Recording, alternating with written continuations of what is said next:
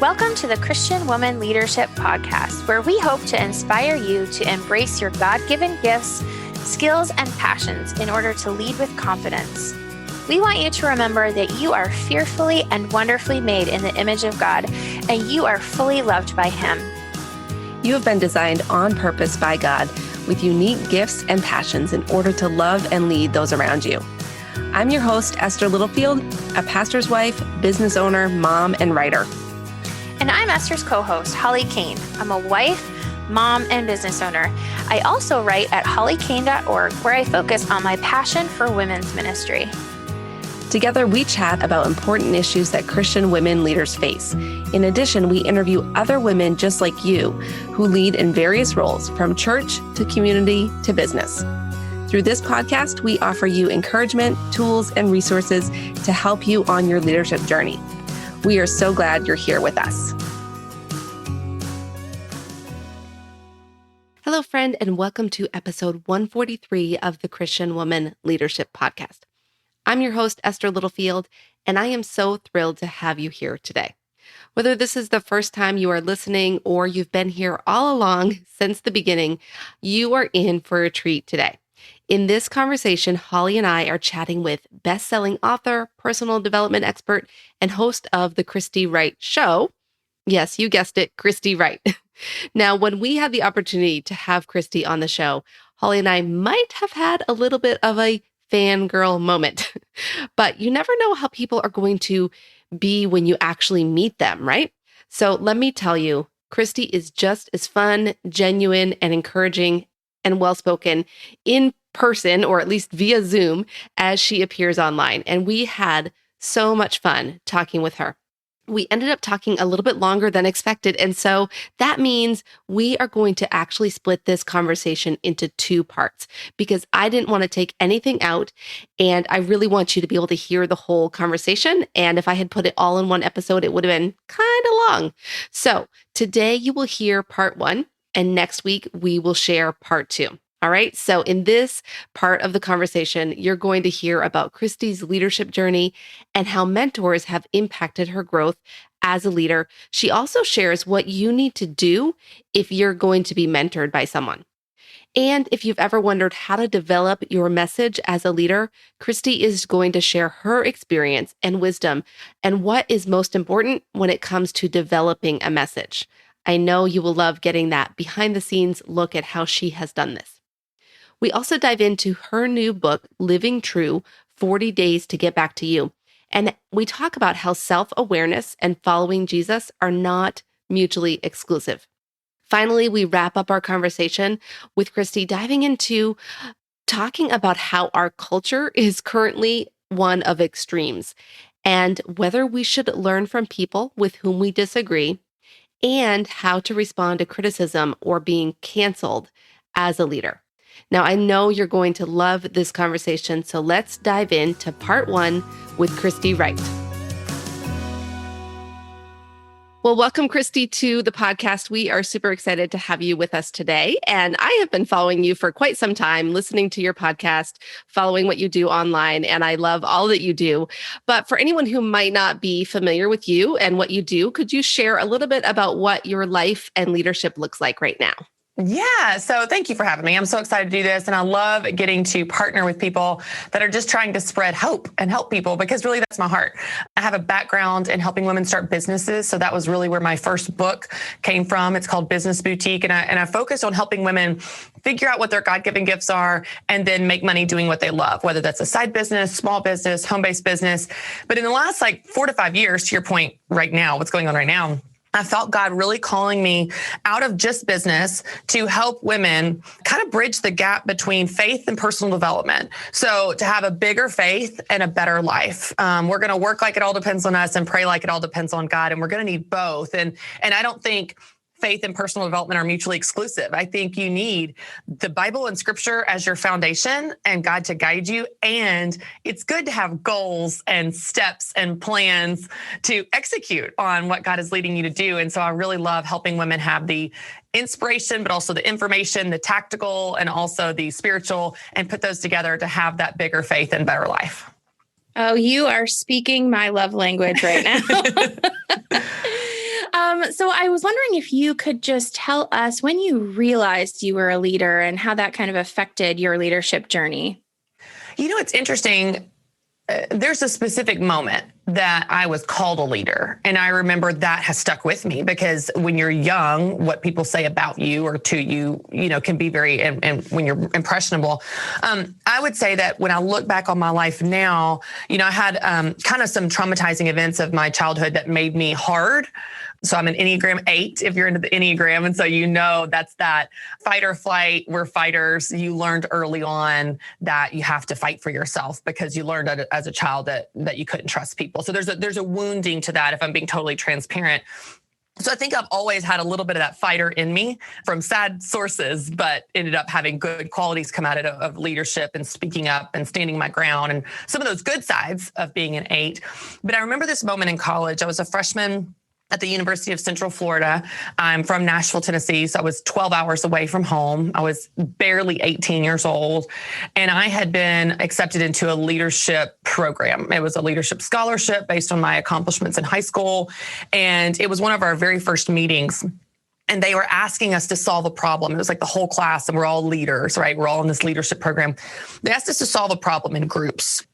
And so everybody in that room is jockeying for position. Everybody's trying to have the best answer and the best solution, and everybody's kind of doing this thing. And I didn't. I tend, when there's a lot of dominant personalities, this may come as a shock to people that know me, but I kind of sit back. I don't like jockeying for position. And so I kind of sat back, and I wasn't passive, but I asked a lot of questions, and I tried to make everybody feel heard. And, I felt like I was just this connector. I was asking questions and including people that weren't speaking up and that type of thing. Well, at the end of the class project, whatever it was, the leadership leader, the person, the facilitator that facilitated that whole program said, we're going to acknowledge some people that really showed leadership skills. And it was only like, I think 1 or 2 people in the entire class. And it was me. He said, Christy showed leadership, and here's why. And I was so shocked that how I behaved in that room was identified as leadership. It wasn't through the jockeying for position. It was really, and he pointed out, she asked questions. She included other people that weren't feeling included. And to me, that really stuck with me, not only what leadership looks like,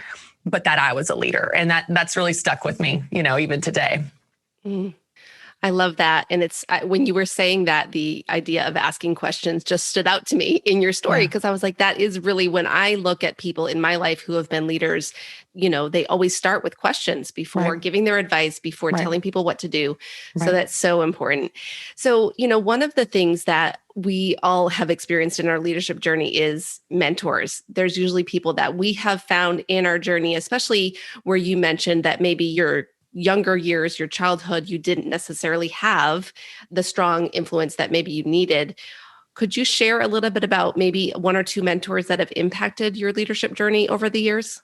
Yeah, for sure. And I've had several. There's probably a handful that come to mind at different stages, from my young life leader in high school to another woman through Young Life that mentored me in college and in my early 20s.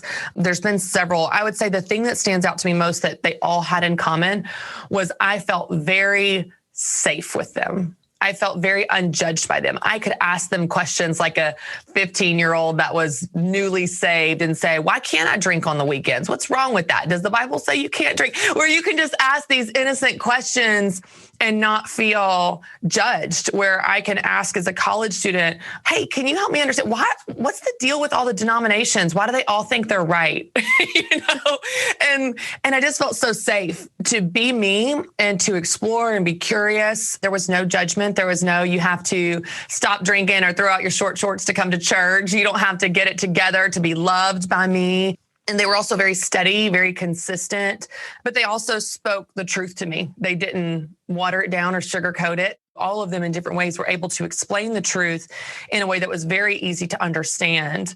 Like in the example about the denominations, which is a real question I asked my mentor, Eve. She said, well, Christy, when Jesus healed the blind, how did he do it? And I said, well, lots of different ways. Like some he spit in mud, some it was water, some he spoke it, some he touched them, And she said, exactly. That's all the spit people getting together, all the mud people getting together, all the water people getting together. And they're going, no, this is how you experience God. My way's the right way. I'm telling you, this is what he did for me. And I was like, what a beautiful, simple, easily understood way to explain denominations for a 18-year-old, to get it, where it wasn't like, well, you need to go to seminary to understand that, it was just so approachable. So I think there's something beautiful in just the accessibility and lack of judgment and consistency that they were in my life. And I think it's so important when those mentors really break down those walls of accessibility. It really helps us grow in our faith, because I think we try to save face and try to act like maybe sometimes we're a little bit more mature than we are, or, we develop in different areas of our faith at different points. It's not all one big gradual push of everything. Like, there are different parts of us that grow at different rates. And so I think it's so important that you mention that accessibility, because it really helps us grow in that non-judgmental sort of safe place. Well, and one thing I would add in relation to what you're saying is, I think that a lot of us have a temptation. This is not just women, this is whoever. A lot of us have a very strong temptation to perform. Yeah. To be a certain way, to be smart, pretty, have it together, the good mom, whatever that is. So the type of person that is seeking out a mentor is the type of person that wants to grow and probably has a strong pull to perform. So I would say to anyone listening that wants a mentor or is seeking a mentor, you have to be willing to let your guard down and be vulnerable, be transparent and authentic about your sin, your struggles, your questions. Don't perform. Because if you're trying to perform for your mentor, that relationship will be fruitless. That's one more person you're trying to impress and get a good report card from. And that's not what mentorship is. If you want to grow from the benefit of someone that is older and wiser speaking into you, you have to be the real you and take those masks off and be honest about where you are. Yeah, I totally agree. I love that challenge, because I think a lot of us who are seeking mentors are definitely driven to perform. So I love that. We want to impress them at how awesome we are. So one of the things that we know happens in leadership is that we make shifts and changes. And in 2020, your podcast shifted from the Business Boutique to the Christy Wright Show. So can you share with us how you navigated transitioning your leadership from one message to another? Yeah, so it's interesting because there's such a parallel with what we talked about even in the beginning of the spiritual and the practical. It's not, we're going to sit on the couch and just pray for God to appear and show us what to do. And we sit there forever because Gabriel never shows up in our living room for some reason. But we're also not going to run ahead of God and completely not consider where God is leading us. And so I would say that decision encompassed both. At the same time that I felt God leading me into more of a faith space, putting me in these environments around brilliant Bible teachers, drawing out desires in me. From the fall of 2017, I was booked to speak with Christine Cain's Propel Women's Tour. I was around the most brilliant Bible teachers in the world, and it drew out something in me in that process. And then in 2018, I started doing devotionals for a company, which I'd never done before, never even wanted to do before. When I volunteered to do it, I literally texted my leader, Jeremy. I was like, hey, if y'all ever want me to do a Devo for work, because we do one every week, and they always want Ramsey personalities to do it, and we never want to do it. I texted him. I was like, hey, if you ever want me to do one, I literally, y'all, dropped my phone. I was like, what did I just do? Why did I do? It was one of those out of body experiences. But even that process has drawn out a desire in me of, oh, wow, God has something to say through me in this space. And so it's been this gradual drawing out the desires in me, putting me in these environments, showing me parts of myself I didn't know were there. And at the same time, I'm hearing from women again and again and again that listen to my podcast, read my book, come to my event, that don't have businesses and don't want them. And I'm like, this is so odd. So I would run into someone out in public, for example, like, oh my gosh, I love your podcast. Or I came to the Business Boutique event and my natural question is, oh, do you have a business? Or what's your idea you're working on? And it became more frequent that the answer was, oh, I don't have a business. You've just helped me in my life. Or I don't have a business. You've just helped me with my goals. I don't want a business. I'm not really a business person, but I just really enjoy the inspiration or the faith-based teaching you provide. I'm like, well, this is so weird. I'm putting out a brand that says business. And despite that, they're still showing up, kind of walking into the room going, hey, can I pull up a chair at this table? And so we started to say as a company, if God is stirring me here and the market is saying this, what if we just took that barrier of business out and said, hey, there's a seat for you here. We're going to explicitly go into this space. So it was an act of faithfulness where God was prompting, but also a practical leadership decision to respond to what the market was saying they wanted and what they were already doing. And I think you need, as a leader, especially a Christian leader, you need the discernment of both. You need to know, where is the Lord leading you? And how does that practically play out in the business world, in your industry? How does that affect your team? You're not just going to completely, turn the train off the rails. You want to think about how this actually plays out in a practical way as well. Again, they're not mutually exclusive. You need both. Yeah. That's so helpful, Christy. And I think that a lot of our listeners are people who have some kind of message they want to share. They maybe want to be a speaker. They might want to write a book. They might want to, start a business, something like that. But many of them that I talk to are like, I don't even know how to figure out what my message is. Like, what do I even start talking about? And that's not the whole topic of our conversation today, but I wanted to ask you, because I know you didn't start out having this well-known podcast, having books. Like, nobody starts out with a million followers. So could you just maybe take us back in time to the beginning of figuring out your message and share where somebody maybe starts with that process? I love that question. And it's tricky because one of the disclaimers or things I want to clarify around this question is really important, because sometimes I'll have people come to me at events. For example, they'll come to a book signing line. They say, I want to do what you do. I want to be a speaker. I want to be a writer. I want to, and I will say, what do you want to say? And if they don't have an answer to me, I want to challenge them there, because if you don't have an answer to what you want to say, then my concern is that you want a spotlight.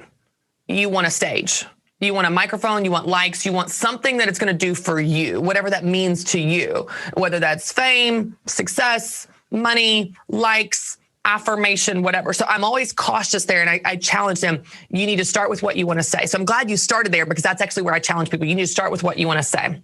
Now, I will tell you, my message has evolved over time. And I think as you do anything, whether you are sewing or speaking or a personal trainer, your skill and passion for that thing will evolve as you do it more. It's just the natural evolution of it. For me, my story, while it's not a perfect formula, because I think God leads people in different ways, God is not a formula God. But mine has been in response to problems. So I'll give you an example. How I became a speaker was there was a problem. They needed a speaker for this Christian event back in 2010 when we didn't even have speakers. And I was a project manager, and Rachel, Dave Ramsey's daughter, was supposed to speak at 20 events across the country. And I was the liaison with this conference. And 2 weeks before she wasn't able to go to half of them, I had to deliver the bad news. And the conference director says to me, well, what am I going to do for the other 10 events? And I said, I'll do them. He said, can you speak? I said, I think so. I'd never spoken in my life. So when people say to me, now that I have a book and all this stuff, they're like, oh my gosh, is this a dream come true? I'm like, no, I never had this dream. That's not bad if you do have that dream. But for me, it has been responding to problems. I went on the road that summer and spoke at 10 of the 20 events. That fall, our company created a speakers group and slid me in because I did a good job.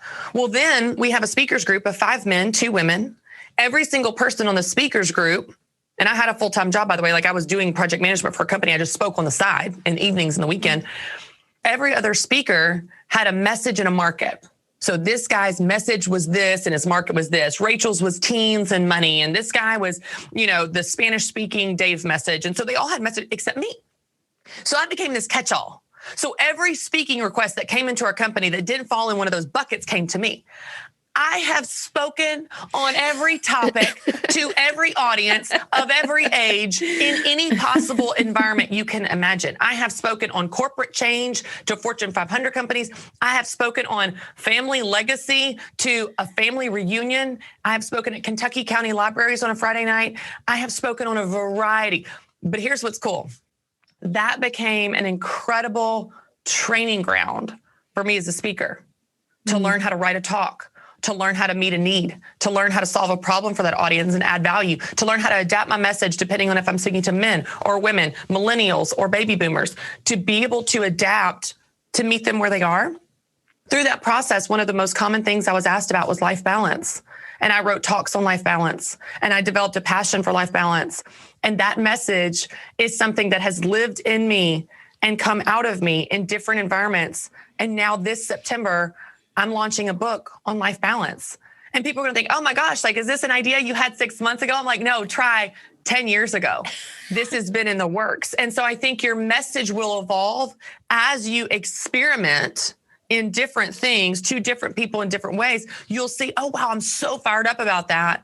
Follow your heart there. If the Lord fires you up about something, it's because he wants to use you there. If something bores you to tears, that's not your thing. So I think part of it is just dabbling, experimenting, writing, speaking to anyone, anywhere that will listen, even for free, even on a blog, even on a Facebook post, because you're strengthening those muscles of developing content, but you're learning about yourself and what you're passionate about in the process. And the flame that the Lord will fan will become clear to you as you do that. I love that. Such a good challenge to our listeners who have those messages, I think, ingrained in them. And sometimes it just takes a little bit of clarity to understand what that actual message is. But I so love that challenge at the very beginning. You know, if you don't have something to say, maybe you are just looking for a spotlight. And it's really good to kind of search our hearts as we push towards those things to see what our real motivation is. So I love that challenge. Thanks for that. It's an awesome opportunity when you are on stage or in front of any type of microphone. I always encourage speakers and authors that are doing this full time in ministry or the marketplace. I believe your job as a believer is to be a mirror.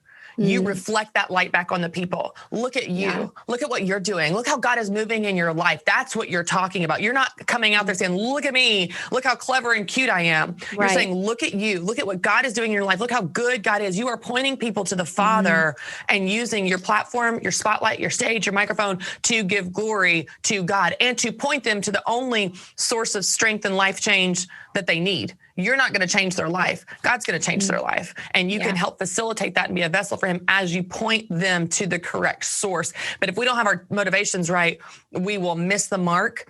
And I think it's really important to get that in check. But as you do it, those messages do evolve. So if you're starting out and you're going, I feel God leading me to speak and write, but I don't know what I want to say. It doesn't mean you have bad motivations. I would just encourage you to start anywhere, speak anywhere, on anything, to anyone, write about anything, anytime, to anyone. And as you do it, you'll start to see, ooh, this hits a sweet spot for me, or ooh, this is super boring. I don't want to do that. That was not fun. Let's not have any more of those type of speaking events. So do something. The Bible says, do not despise small beginnings. And I think there's something really powerful in being willing to speak to 3 people at a Kentucky County library and not being too proud to do that, because you realize when you're faithful in the small things, God can trust you with more things. So true. So true. So we want to talk about your book. And so that is called Living True 40 Days to Get Back to You. And we want to get into that a little bit with you today. So can you tell us what led you to write this book? And I know you've already touched on it, but if you could just chat us through that, that'd be great. Yeah, for sure. Well, I will say I love to tackle topics that are pain points for myself, but also for people that I try to help and lead. And so it's kind of like what I said to you guys of solving a problem, adding value. That's what we're called to do as leaders, is solve problems and add value and help people. And one of the things that I have heard for the last 10 years, I can remember even one of my first speaking events in 2010, a woman came up to me at Purdue University and said to me after a life balance talk, I just feel like I've lost myself. And I've heard that again and again and again for a decade. I've also felt that myself through pregnancies, through different seasons of life, through different jobs, through really difficult seasons. And you ask the same question, where am I in my own life? Is this as good as it gets? I don't feel like myself anymore. I feel like I've lost myself. And what's interesting is you can be rooted in your faith. You can know intellectually that your identity is secure in Christ, and you can still feel like you've lost yourself. And it was those words that I wanted to help people with. It was those words that's the reason the tagline is 40 days to get back to you, because that's how we say it. That's how we feel. And I wanted to use those exact words. Well, I had this idea a couple years ago, really had a desire to write a devotional, felt God calling me into this space, like I mentioned, and this was one more step of faith in that direction. And I was praying about it, praying about how many days should it be. I didn't want to do 365. I didn't want to do 100. It seemed like too many for a busy mom. And I'm a longer form writer. So it would be hard for me to write short form for more days. And as the Lord was giving me these different pieces, 40 days, and here's what the format's going to be. I knew it was going to be on Get Back to You. And so I was on a flight. I was pregnant with my third child, my daughter, Mary Grace, and I was on a flight. I can't remember where I was flying, but I sat down and I opened up my computer and I opened up a blank Microsoft Word document. And I said, okay, God, if I'm going to help women get back to themselves, if I'm going to get back to myself, what do I need to know? How do we do that? And I typed out 4 things. I felt God give me these 4 things. If you want to get back to you, you need to know who God is, who you are, where you are, and where you're going. And so the devotional is organized in 4 sections. Who God is. We spend 10 days talking about 10 different attributes of God, of what he tells us about himself in his word. And we start there because you can never know who you are if you don't first know who God is, because we are made in the image of God. So we start with our creator that we are made in the image of in order to have an accurate view of him, and then later an more accurate view of ourselves. And so we spend 10 days on who God is. The second section is who you are. 10 things he says about you in his word, so we know they're true, to combat all the junk that we believe about ourselves that the world tells us that is not true. The third section is where you are, meaning your season of life, because it's very easy to let your season of life define you. I use the example, my house is never clean, and I really desire a clean house, and I work very hard for a clean house. But if I'm not careful, I look around my house where there's Cheez-Its and peanut butter and toys everywhere, and I think my house is a mess, I am a mess. And I make statements about my identity based on the season that I'm in. And so the entire purpose of this third section is to identify the season you're in and how that affects your view of yourself. Because if we're not careful, we will make judgments about our identity based on our season. My house is a mess, so I'm a mess. I gave up on that business dream, so I'm a failure. I didn't get that job, so I'm rejected. Or I lost my job, so I'm a failure, I'm jobless. And we make these judgments. When we start to separate ourselves from our season, we see this is a season I am in. This is not who I am. This is not who I always will be. There will be a day that my house will be clean. Praise the Lord, speak it into being, because my kids won't be little anymore making a mess. But my kids are little, they make a mess. I am not a mess. And so the third section is really focusing on 10 aspects of your season, from your season of family, your season of money, your season of commitments, and how that affects how you experience your life and view yourself. And then the fourth section is where you're going and what God says about your future. And if we're not careful, we will let past hurts and wounds and heartbreaks really steal our ability to hope again. And so we try to play it safe. Oh, I'm not being pessimistic. I'm being realistic. I just got to guard my heart. I don't want to get my hopes up. I'll believe it when I see it. And we put all of these statements under the banner of being a practical grown-up. But the Bible has a lot to say about that. And there's nothing practical about our faith. And God calls us to have a big, bold faith that he is who he says he is, and he can do what he says he can do. And he says in his word that he is the God of hope, and our hope isn't in our circumstances anyway. So we can bring our desires to him and trust him with them, whether they get fulfilled like we want, when we want, how we want, or not. But he does call us to have a big, bold faith. He never says, please rein it in. Please, would you please just settle down, rein it in, have less desires? Would you please be more practical? There's not a scripture in the Bible that says, please be more practical, more logical, more rational. Would you play it safer? It's the exact opposite. And I think if we're going to get back to who we're created to be and who we really are at our core in Christ and live out of this faith that he calls us to, we have to cultivate a big, bold faith about our future, despite how we may have been hurt in the past. And so we spend 10 days on what God says about your future. And we use that time to wrap up the 40-day journey to cultivate a big, bold faith as we finish it out to get back to you. It's so awesome, Christy. And I'm over here thinking, if somebody wasn't excited to read this book, when they started this episode, now they're going to run to their computer and order it right away because I'm excited and I've already been going through it. So, our mission here on the podcast is to help women embrace their gifts and lead with confidence. That's kind of like when we started, that was our tagline. That's what we focused on. And a lot of what Holly and I have talked with our guests about and just between the two of us is self-awareness and like this idea of needing to know yourself in order to really live out the purpose God has placed you here for. But sometimes there's the pushback on that. And I'm thinking about even the name of your book, talking about getting back to you, is that sometimes there's this challenge or this pushback that, well, why are we focusing on ourselves so much? Because as Christians, our faith really isn't about ourselves, right? You've already mentioned that our whole purpose here is to point people to Christ and to the true source of hope. Yeah. Could you talk about that? And I'm curious if you've gotten any of that pushback in terms of focusing on ourselves as a way to actually live out our faith. Yeah, I love this question. I love this question because I love addressing the maybe misguided beliefs or where we get things confused. What's interesting is, and I don't know that I'm going to say this as articulately as I would like to, because I think it's one of those things I'm still kind of working out myself of how to explain it.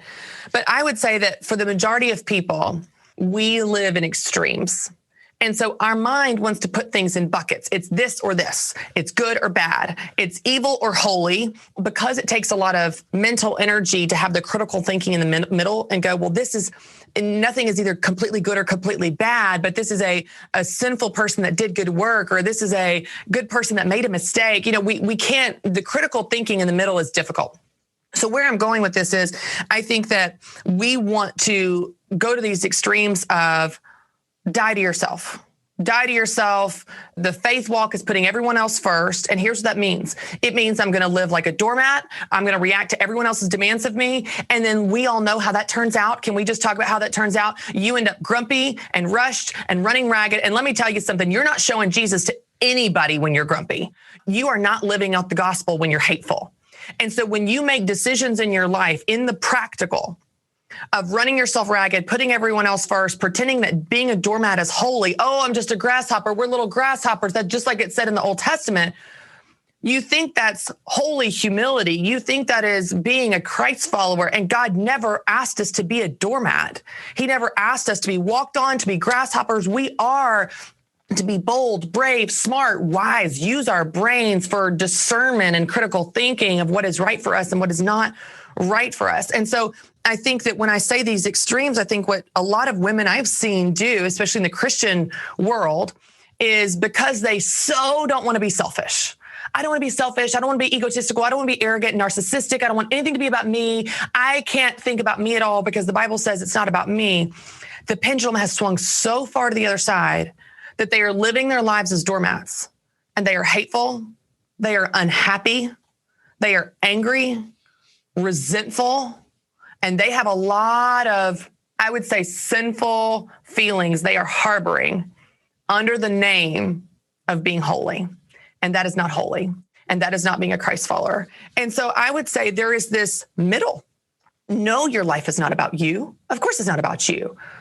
But your life does not also mean you need to be a doormat. I was researching yesterday, and I haven't completely confirmed this, but from the research I've found so far, it does not say in the Bible anywhere to die to yourself. It says to die to sin. It says to take up your cross and follow Jesus. But this idea of hate yourself is not a biblical idea. In fact, the second commandment, the greatest commandment other than love your Lord your God, is to love your neighbor as yourself. What's the assumption there? That you love yourself. You can't offer something you don't have. You can't love people well if you don't receive love and accept love and embrace love. You can't give grace. You can't give forgiveness if you don't have those for yourself.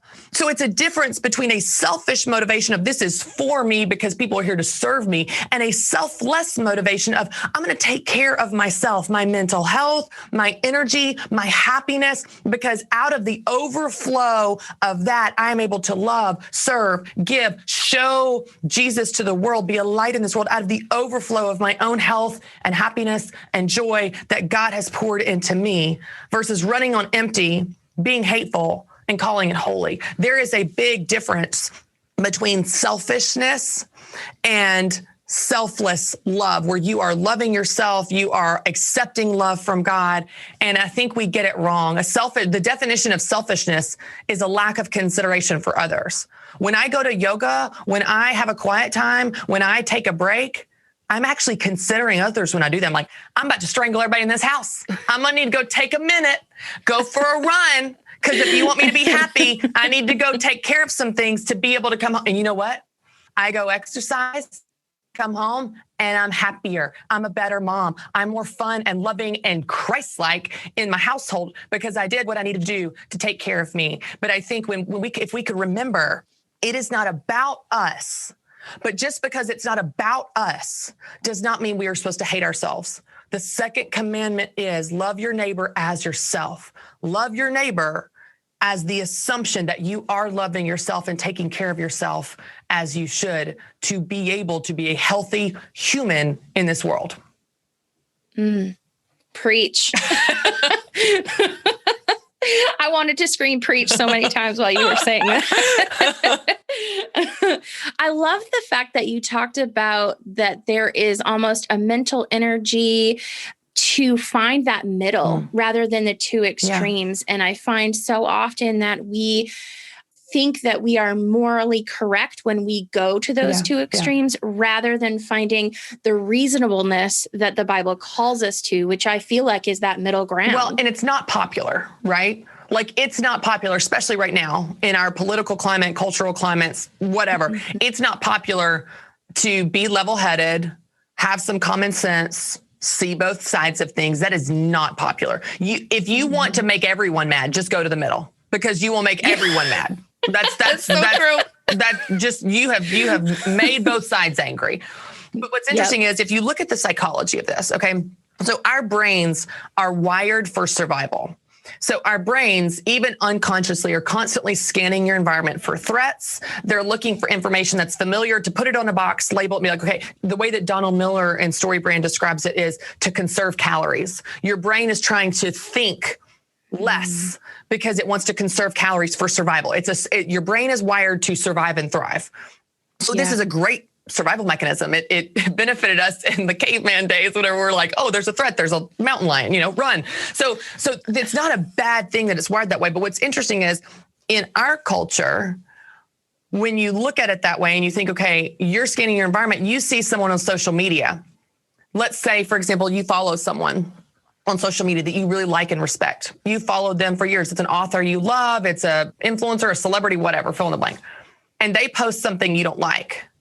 Your brain, if you're not careful, goes to, they're a bad person, unfollow, I'm out, they're going to hell. Because you want to put things in a box versus having the critical thinking to go, I have 10 years of following this person. They've really helped me in my faith walk. I've read their books on marriage and it helped me in my marriage. I don't agree with that statement. There's probably no one in the world I'm going to agree with 100%. All right, let me move on with my life. And I think we have this expectation that we can only like someone, follow someone, learn from someone if we agree with them 100%. Do you know how many people in the secular space, in the faith-based space, in the political space that I don't agree with at least 50% of what they teach, what they think, how they live their life? But there's 50% that is gold. That I love, that, man, that's a great leadership principle. Man, that is so wise. That is so true. That's a really good point. I like how they said that. And the real, I think the challenge I would have for people in light of what we're talking about and what we are called to do as believers, this is a biblical command. This is not Christy's idea. This is God's idea. It is our responsibility to look for the good in anything, in anyone, anytime. Because here's what is true. You will always find what you're looking for. And if you're looking for things to be angry about, mad about, disappointed about, irritated about, resentful about, you will find them. You will find them in your boss. You will find them in your workplace. You will find them in this podcast. You will find them in your spouse. You will find them in your house, on a train, in the rain. You will find what you are looking for. But if you are looking for things to be happy about, grateful for, see God in, learn from, you will find those too. You can find those even in people you don't like if you look for them. But it doesn't matter what someone is like or what the situation is like. What matters is what you're looking for, because you will always find what you're looking for. It's the reason that you can have a person that has an incredible life and so many blessings and an amazing family and a beautiful house and a successful career, and they're unhappy. Because if you're determined to be unhappy, you will be. And you can find people in the Dominican Republic where I went on a mission trip where they live in mud huts and they are grateful, because your circumstances don't determine your attitude. You get to determine your attitude by the choices you make and what you look for. And so I would say in anyone, when you follow people, whether it's celebrities, authors, pastors, if you're looking for a church that you agree with 100%, good luck. If you're looking for a boss, if you're looking for a podcast, if you're looking for an author to follow, if you're looking for Jesus in the wrong places, none of us can be Jesus. None of us can be perfect. None of us are for everyone. But what we can do is look for the good. And it talks about this in the Bible. Set your mind on things above. Whatever is true, whatever is right, whatever is lovely, if anything is excellent or praiseworthy, think about such things. The implication of this verse is that you have a choice in what you think about. You have a choice in what you look for. And when you choose what you look for, that is what you will find. And so it's on us to look for the right things. I feel like I could talk about this all day long. This is like our love language right here. I just have to pop in. I know you have the next question, Holly, but I just have to say, like, I think that this whole issue of looking at who you're following and just kind of like writing someone off because of one thing they said it's an epidemic in our society right now. And I think what I'm hearing from you is it's a call to discernment. Like we as leaders and we as Christians are called to use discernment. Yes. And that means we don't have an all or nothing attitude about every single thing that we do, read, watch, listen to, etc. Right. So and thank you for saying it. It's so interesting too, because it's like, if you're a leader listening right now, while you need to be responsible for what you look for and how you view people that speak into your life with that discernment, you also need to have a thick enough skin to withstand when people cancel you, when people disagree with you. Don't waver. Now, if you have 50 people going, hey, this rubbed me wrong, you might need to check, go, hey, did I miss the mark on this post or this sermon or this blog or whatever the thing is? But if it's one person, if it's a handful of people that don't get it, don't let that hurt your feelings. Don't let that bring you down. Let me give you an example. Recently, I had Matthew McConaughey on the Christy Wright show. Okay. Yes, we know. Everyone. Was that a big deal for me? Sure was. Sure was. Was I excited as can be? Yes, it was. How to lose a guy in 10 days? Are you kidding me? Like, I don't care who you are. That is freaking cool. So I got to interview him. It was so awesome. We put it out.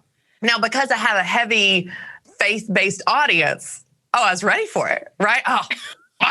Hollywood, and I had a couple people that commented something to the effect of, yeah, I'm not really interested in what he has to say. I was like, cool.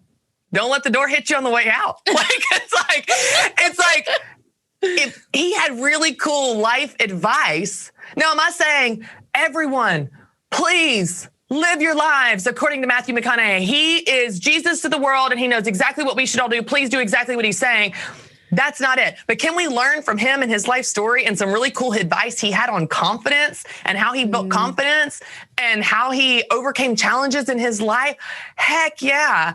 And so I would say for the leaders listening, on the other side of this, when people are hateful, critical, write you off because they don't get it, or they want to put you in that box of all of a sudden you're evil because you don't agree with them 1000%. Don't let that rattle you. You're a leader. You're a leader for a reason, because you're out front and you're going to lead according to your convictions and what's right for you. If I make someone mad because I post something and they're the only person, it's like, don't let the door hit you. I will give you a full refund for following me for everything you paid to follow me. Like, I'm really so sad for you. It's like, you got to get a thick skin and move on with your life. You know what I mean? It is so true. It's in the culture we're in. You just won't survive if you don't get that thick skin. Yes. Wow. I hope you enjoyed that conversation with Christy as much as I did. I'm going to put in the show notes a few episodes that you might want to check out, particularly around the topics of self-awareness, sharing your message, using discernment, and responding to criticism. Those were some of the key topics that we covered in this conversation, and we have a lot of other episodes that relate to those. So I want to share those with you so you can go check those out. Now, if you enjoyed this episode, be sure that you've hit the subscribe button on your podcast app so that you get to hear part 2 when it comes out next week. Thanks for being here. Thanks for joining us on the Christian Woman Leadership Podcast. If you enjoyed this episode, would you consider leaving us a rating and review in your podcast app? This helps more women just like you find the podcast, and it also helps them to know whether the podcast would be a good fit for them. Just go to the show in your podcast app, then scroll down until you see the option for ratings and reviews. From there, you can tap to rate and write a review. It means the world to us when you take a couple minutes to do this, and thank you so much to everyone who has left a review. Now, don't forget, your leadership matters, and it's time for you to embrace your gifts and lead with confidence.